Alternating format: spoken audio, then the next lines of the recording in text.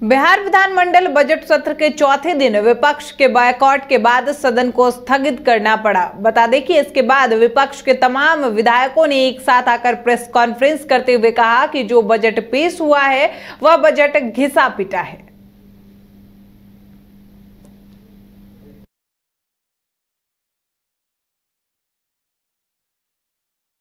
इसके जद में अगर जाइएगा तब आपको पता चलेगा बिहार का विकास नहीं, चंद मुट्ठी भर लोगों का विकास इस बजट से हो सकता है। जातिगत जो अभी सर्वे गणना हुई और उसके बाद जो सर्वे हुआ, उस सर्वे ने सबकी आंखें खोल करके रख दिया कि कौन किसके अंदर कितनी गरीबी है, किसके अंदर कितनी आर्थिक और सामाजिक राजनीतिक। पिछले 19 सालों से 18 सालों से यह सरकार बिहार में चल रही है नीतीश कुमार जी के नेतृत्व में, भारतीय जनता पार्टी के साथ। एक साल को छोड़ दिया जाए तो, लेकिन पिछले 18 साल में जो बिहार की स्थिति है, तमाम नीति आयोग हो चाहे देश के तमाम आंकड़े यह बताते हैं कि बिहार सबसे पिछड़ा हुआ राज्य है, बिहार फिसड्डी राज्य है, बिहार सबसे गरीब। इसके जद में अगर जानकारी के लिए पटना से हमारे संवाददाता गौतम जुड़ गए हैं। गौतम, क्या अपडेट है? फिर से बजट सत्र स्थगित कर दिया गया है।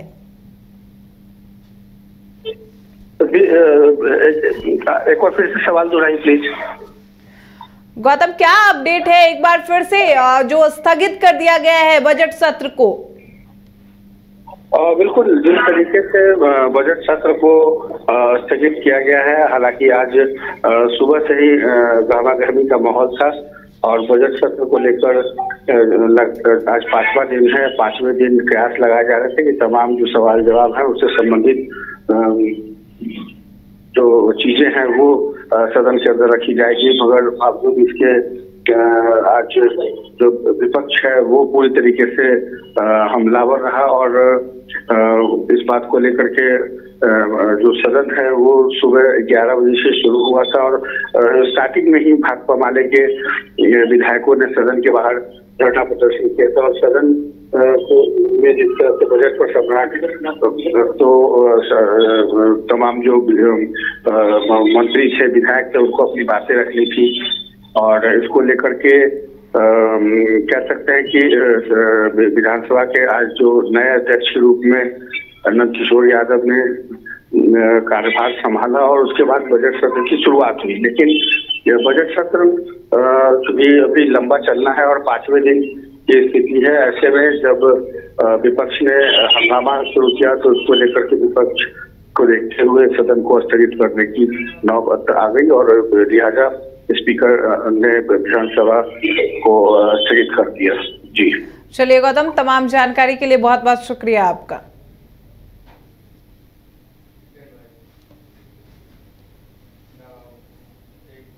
बढ़ेंगे खबरों में आगे। बिहार में एनडीए की सरकार बनने के बाद जिस तरीके से फ्लोर टेस्ट में एनडीए बहुमत हासिल करने के बाद अपनी सरकार को बरकरार रखे हैं, उसके बाद अब बीजेपी के साथ बिहार के मुख्यमंत्री नीतीश कुमार पुराने मंत्रियों पर कार्रवाई करने की बात कर रहे हैं। इसी को लेकर पटना में जदयू के विधायक संजीव मिश्रा ने कहा कि इसमें डरने की क्या बात है, जो इसमें शामिल है उन पर कार्रवाई जरूर होगी। इसके साथ ही उन्होंने अपने ही दल के विधायक सुधांशु शेखर पर कार्रवाई करने की मांग की है।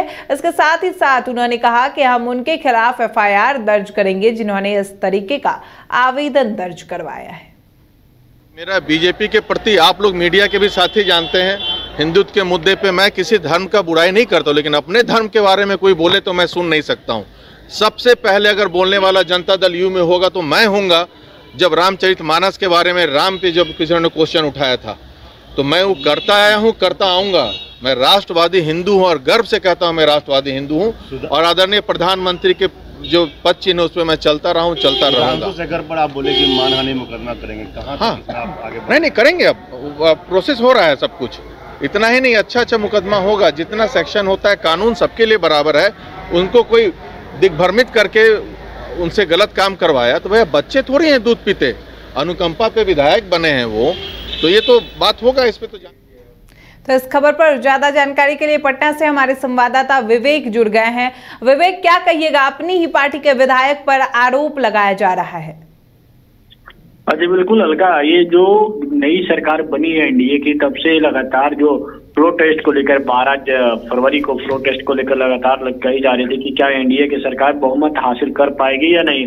ऐसे में लेकर उस समय जो अभी जो विधायक है जो संजीव मिश्रा, उन्होंने आरोप लगा रहे हैं, उस समय वो उनको नवादा से बरामद किया गया था, उस विधायक को पुलिस कस्टडी में पटना लाया गया था। उन्होंने सुधांशु शेखर पे आरोप लगाते हुए कहा कि सुधांशु शेखर ने जो कोतवाली थाना में जो हमारे खिलाफ आवेदन जो करवाया है किसी के कहना अनुसार पे, उनकी जो कही जाए तो एक निर्धारहीन है, वो एफआईआर का कोई लेना देना नहीं है। ऐसे में साफ तौर पे जो कही जाए तो अब जो है सुधांशु शेखर के खिलाफ पे जो संजीव मिश्रा है एफआईआर करने जा रहे हैं। उनके साथ साथ जो उन्होंने कई लोगों का नाम तो नहीं लिया, लेकिन इशारों में कहा कि कई लोग जो हमारे खिलाफ जो षड्यंत्र रच रहे थे कि जेडीयू जो है जो जेडीयू टूट जाएगी, लेकिन जेडीयू टूटने वाली नहीं है और हम लोग नीतीश कुमार के साथ कंधों में कंधे मिलाकर चलने वाले हैं।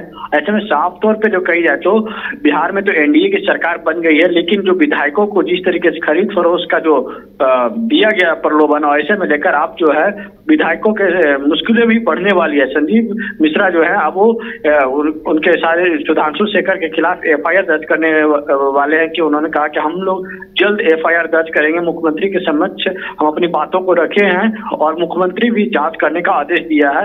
यानी साफ तौर पर देख रहे हो कि आर्थिक अपराध इकाई जो है वो भी कई विधायकों की जांच कर रही है कि किस तरीके से किन लोगों से बातचीत हुई है, कितने जो करोड़ों के जो कही जाए तो रकम भी दर्शाया गया है कि उसे देखा विधानसभा के अंदर ये कई विधायक के साथ साथ जो कई मंत्री हैं उन्होंने भी कहा कि हमारे विधायकों को खरीद फरोख्त के आरजेडी के तरफ से और कई पार्टी का नाम गिनाते हुए कहा कि लोग हमारे जो विधायक हैं उनको पैसा का प्रलोभन और मंत्री का प्रलोभन देकर विधायकों की खरीद फरोख्त करने के लिए उतरे हुए थे। लेकिन अंततः यह हुआ कि जो आरजेडी के 3 जो विधायक थे बैठ गए। उसके बाद जो कही जाए तो बिहार में अभी एनडीए की सरकार है और ऐसे में लगता है कि आने वाला जो समय होगा उसमें ये जो विधानसभा का सत्र, बजट सत्र चल रहा, उसमें और भी इस बयान के बाद हंगामा जरूर देखने को मिलेगा। जी अलका, चलिए, तमाम जानकारी के लिए बहुत बहुत शुक्रिया आपका विवेक।